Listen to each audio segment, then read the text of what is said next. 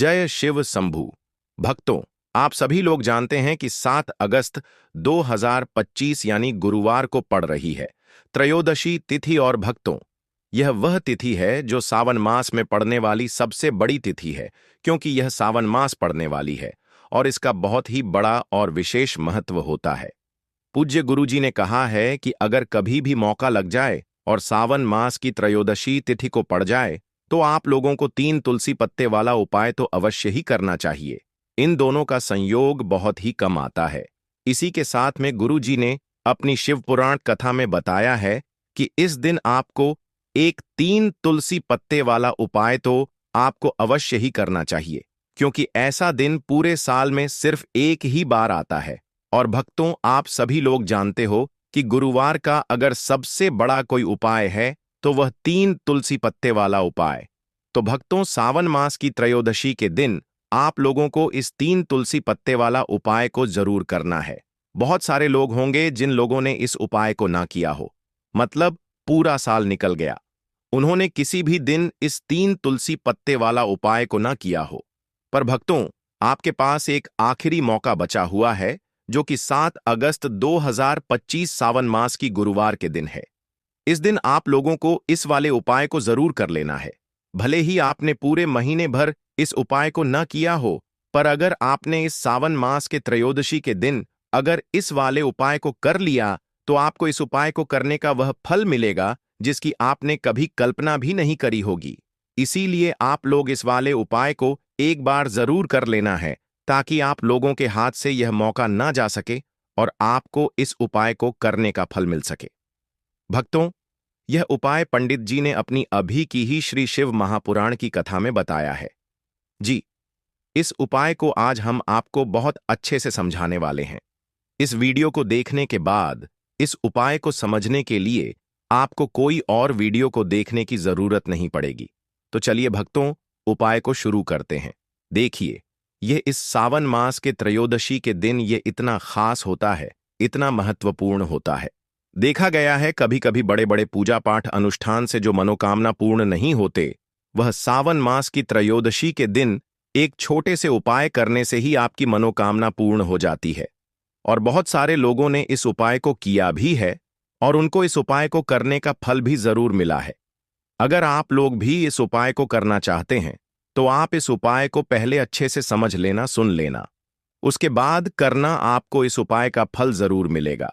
और इस उपाय को कर लेने से आपके घर में चाहे किसी भी प्रकार की दुख और समस्या क्यों ना चल रही हो, आपको उसका कारण भी नहीं पता है कि भाई यह समस्या किस कारण से चल रही है।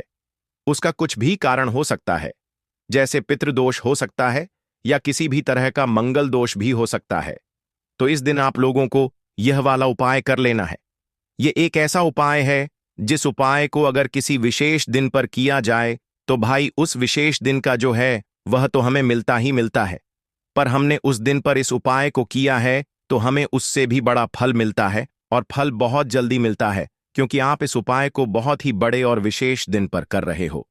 तो चलिए अब उपाय के बारे में बात करते हैं, लेकिन उससे पहले आप लोगों को यह जानना आवश्यक है कि आखिर यह उपाय किस समय करना है, किसको करना है और कैसे करना है। तो चलिए हम आगे आपको वीडियो में एक एक करके बता देते हैं। लेकिन उससे पहले अगर आप लोग हमारे चैनल पर पहली बार आए हैं या फिर मेरी आवाज आज पहली बार सुन रहे हैं तो हमारे चैनल को सब्सक्राइब जरूर कर लेना और इस वीडियो को लाइक करके कमेंट बॉक्स में श्री शिवाय नमस्तुभयम, ओम नमः शिवाय जरूर टाइप कर देना। तो भक्तों, इस 3 तुलसी पत्ते वाला उपाय को हमें इस सावन मास की त्रयोदशी के दिन कैसे करना है, किसको करना है, किस समय करना है और कहां पर करना है, ये सारे सवालों के जवाब आपको इस वीडियो में मिल जाएंगे। और जो यह वीडियो देखेगा भाई, उसको 3 तुलसी पत्ते वाला उपाय जरूर करना चाहिए, क्योंकि इस दिन तुलसी पत्ते का भी बहुत ही बड़ा और विशेष महत्व होता है।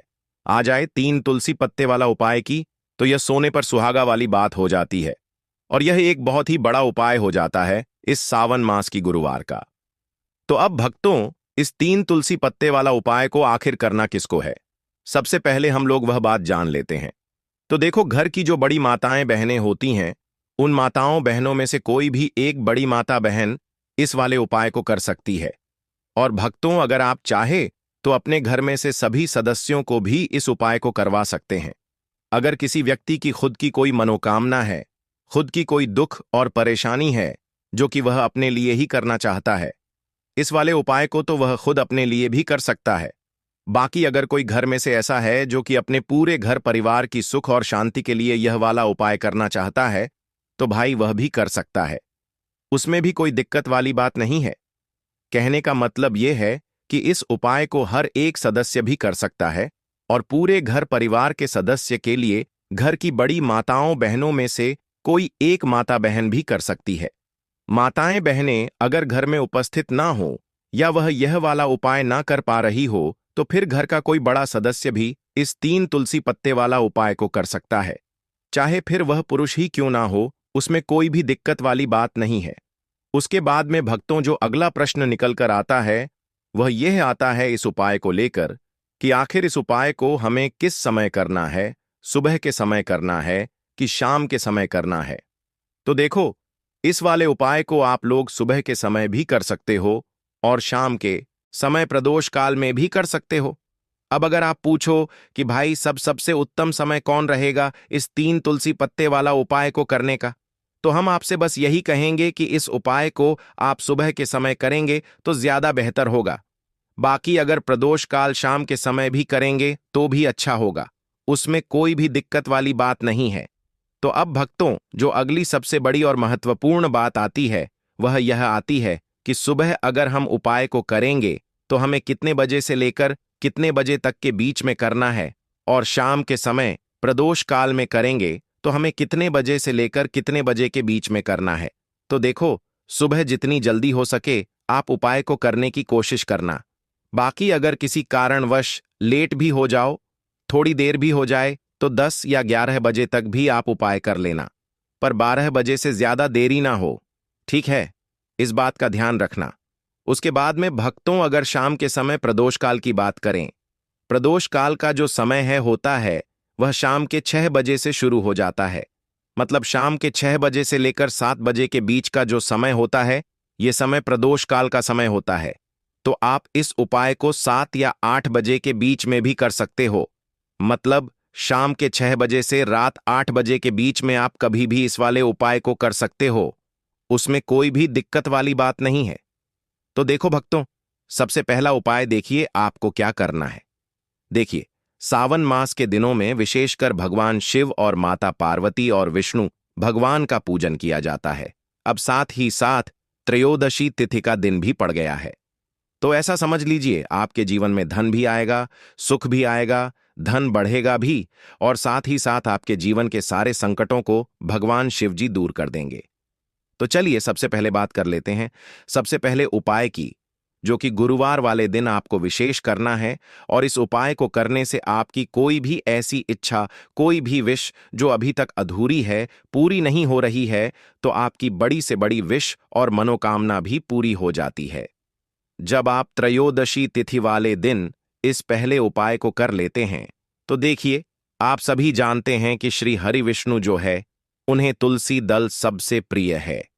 बिना तुलसी माता के श्री हरि विष्णु अधूरे हैं और बिना तुलसी पत्तों के श्री हरि विष्णु का भोग अधूरा है। अब श्री हरि विष्णु को प्रसन्न करके आप अपनी किसी भी मनोकामना को पूरा कर सकते हैं, क्योंकि श्री हरि विष्णु प्रसन्न हो गए तो आपकी कोई भी विश और इच्छा, मनोकामना अधूरी नहीं रहेंगी।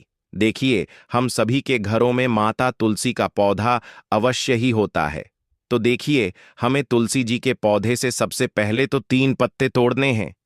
देखो, त्रयोदशी वाले दिन आपको तुलसी के पत्ते नहीं तोड़ने हैं। तो देखिए, तुलसी जी के आपको 3 पत्ते तोड़ लेने हैं, और इन तुलसी जी के पत्तों को तोड़ने के बाद आपको एक चुटकी हल्दी भी अपने साथ में लेनी है। हल्दी के अंदर आपको जल मिलाकर के पेस्ट के रूप में तैयार करना है, और इसी के साथ में आपको एक दीपक भी लेना होगा। दीपक आप मिट्टी का भी ले सकते हैं, आटे का भी ले सकते हैं, और इस दीपक में आपको शुद्ध घी डाल करके इसमें आपको लंबी रुई की बाती का प्रयोग करना है। देखिए भक्तों, आपके पास है 3 तुलसी जी के पत्ते हैं। तो पहला जो तुलसी जी का पत्ता है, उस पर आपको सबसे पहले तो जो आपने हल्दी ली है उसकी एक बिंदी लगानी है। और पहला जो तुलसी जी का पत्ता है आपके घर में भगवान विष्णु का, चाहे कोई सा भी स्वरूप हो, चाहे लड्डू गोपाल जी का स्वरूप हो, या फिर भगवान कृष्ण की आपके मंदिर में प्रतिमा हो, या फिर भगवान श्री राम की प्रतिमाएं, उनके सामने आपको पहला तुलसी जी का पत्ता अर्पित करना है। अब देखिए भक्तों, आपके पास जो 2 तुलसी जी के पत्ते हैं और आपके पास जो एक दीपक है, इन्हें आपको लेकर के पहुंचना है। अपने ही घर में तुलसी जी के पौधे के पास में देखिए।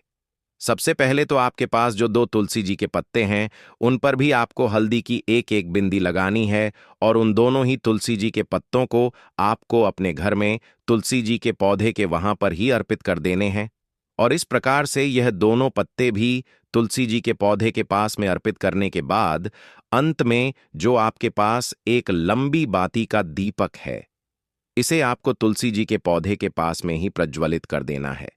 जो भी व्यक्ति अपने ही घर पर इस प्रकार से तुलसी जी के 3 पत्तों का यह उपाय कर लेता है, तो उसका परिवार हमेशा खुश रहता है। उसके परिवार में कभी भी कोई भी संकट उत्पन्न नहीं होता है। और यदि आपके घर में जो भी गृह क्लेश है, वह भी समाप्त होते हैं। तो इस प्रकार से यह सुंदर सा उपाय करना है। अब बात करते हैं अगले उपाय की। देखो, यदि आपके जीवन में आर्थिक संकट बहुत अधिक हो रहे हैं, धन की समस्या लगातार जीवन में बनी हुई है, 1 रुपयों को प्राप्त करने के लिए आपको बहुत अधिक मेहनत कर रहे हैं, तो आज रात्रि में सोने से पहले आपको हो यह एक चमत्कारी दीपक का उपाय अवश्य करना है। या फिर यदि आपका जो व्यापार है, बिजनेस है, दुकान है, वह अच्छे से नहीं चल पा रही है, तो आज रात्रि में इस विशेष दीपक का उपाय आपको अवश्य करना चाहिए। देखो भक्तों, दीपक हमारे घर में सभी नकारात्मक शक्ति को बाहर करता है। यह उपाय आपको साल में केवल 1 बार करने का ही मौका मिलता है। देखिए, इस उपाय के लिए आपको तुलसी जी की जो सूखी लकड़ी होती है, उसे ले लेना है। देखिए भक्तों, यदि आपके पास पुरानी तुलसी जी की लकड़ी है, तो उसे आप ले सकते हैं। में तुलसी जी जो लकड़ी है वह सूखी हुई है, तो उसकी लकड़ी आप तोड़ करके इस्तेमाल कर सकते हैं। लेकिन आपको ध्यान रखना है कि सूर्यास्त से पहले पहले ही आपको यह जो तुलसी जी की लकड़ी है, इससे अवश्य ही तोड़ लेना है। तो इस उपाय के लिए आपको सबसे पहले तो एक मिट्टी का दीपक लेना होगा, चाहे तो आटे का दीपक भी ले सके, क्योंकि आटे का दीपक सभी दीपक में सर्वोत्तम माना गया है। इस दीपक के अंदर आपको शुद्ध घी का प्रयोग करना होगा और इससे दीपक के अंदर आपने जो तुलसी जी की लकड़ी ली है, उसे भी रख देना है। लेकिन यह जो तुलसी जी की लकड़ी है, इसमें आपको चारों तरफ अच्छे से घी लगा लेना है। देखिए, गुरुजी ने बताया है कि जो तुलसी जी की लकड़ी है, यदि आप उपाय करते हैं और बहुत ही शीघ्रता से जल जाती है, तो इसके लिए आपको एक कार्य करना है। आपको थोड़ी सी रुई ले लेनी है और उस रुई को आपने जो तुलसी जी की लकड़ी ली है, उस पर अच्छे से चारों तरफ लपेट देनी है। तुलसी जी की लकड़ी के ऊपर रुई लपेटने के बाद इसे आपको पूरा घी के अंदर डुबो लेना है। अब इसे आपको बाती के रूप में प्रयोग करना है। अब भक्तों, इस दीपक को आपको प्रज्वलित कहाँ करना है? तो इस दीपक को आपको या तो भगवान विष्णु के सामने प्रज्वलित करना होगा, या फिर आपको भगवान श्री राम के सामने प्रज्वलित करना होगा, या फिर भगवान कृष्ण के सामने, यानी कि भगवान विष्णु के जो भी अवतार हैं, उनके सामने आप यह दीपक प्रज्वलित कर सकते हैं। या फिर आप इस दीपक को माता तुलसी जी के सामने भी प्रज्वलित कर सकते हैं। पूज्य गुरु जी ने बताया है कि जो भी व्यक्ति इस प्रकार से तुलसी जी की डंडी से यह दीप दान कर देता है, उसके जीवन में कभी भी धन की समस्या नहीं होती है। इसीलिए आपको यह पूरे साल में केवल 1 बार ही मौका मिलता है। इस उपाय को करके देखना, आपकी सभी इच्छाएं जरूर पूर्ण होंगी। यह जो उपाय है, रात्रि में सोने से पहले करना है। यह उपाय करते सर्वश्रेष्ठ होने वाला है। देखिए, इस उपाय के लिए आपको मात्र 5 हरे मूंग के दाने ले लेना है। देखिए, तिथि है और यह गुरुवार के दिन पड़ रही है, इसीलिए आपको 5 हरे मूंग के दाने लेना है। हरे मूंग के दाने आपको साबुत लेने हैं, खंडित नहीं होने चाहिए। इस बात का ध्यान रखें। और इसी के साथ में आपको एक तांबे के पात्र के अंदर अपने घर से शुद्ध जल ले लेना है। अब भक्तों, इन सभी सामग्रियों को लेकर के आपको सीधे पहुंच जाना है भगवान शिव के मंदिर में। देखिए, इस उपाय को भी आप सुबह भी कर सकते हैं और शाम के समय में भी कर सकते हैं।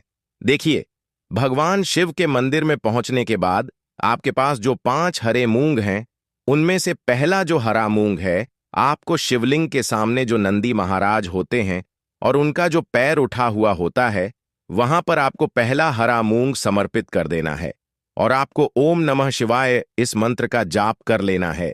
फिर आपको दूसरा हरा मूंग लेना है और शिवलिंग पर जो श्री गणेश जी वाला स्थान होता है वहां पर आपको यह दूसरा हरा मूंग समर्पित कर देना, यानी कि शिवलिंग के सीधे तरफ आपको यह दूसरा हरा मूंग समर्पित करना है और फिर आपको ओम नमः शिवाय या फिर श्री गणेशाय नमः इस मंत्र का जाप कर लेना है।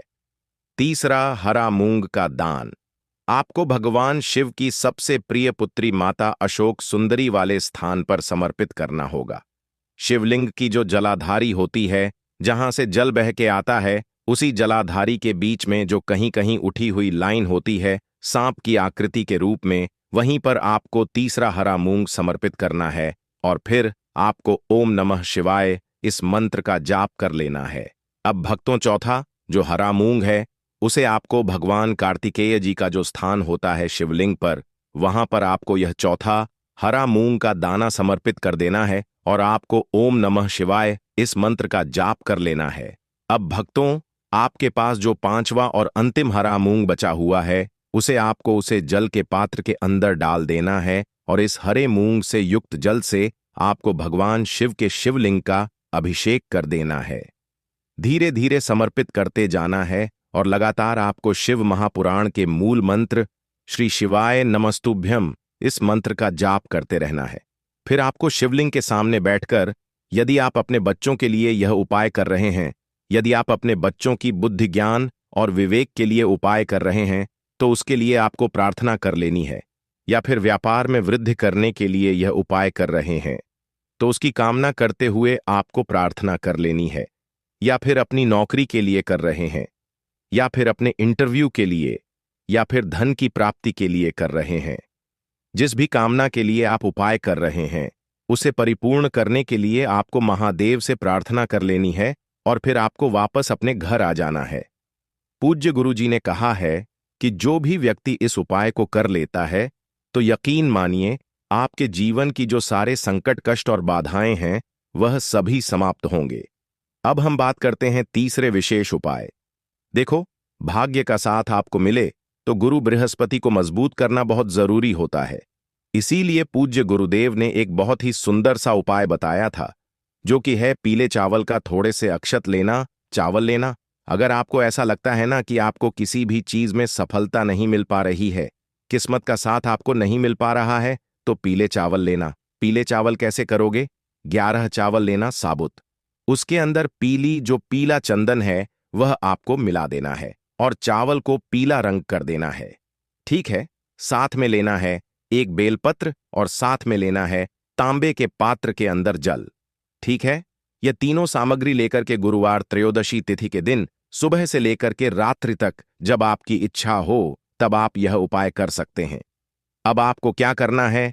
भगवान शिव के मंदिर में जाएंगे, जो एक बेल पत्र है वह माता अशोक सुंदर वाले स्थान पर आपको अर्पित करना है।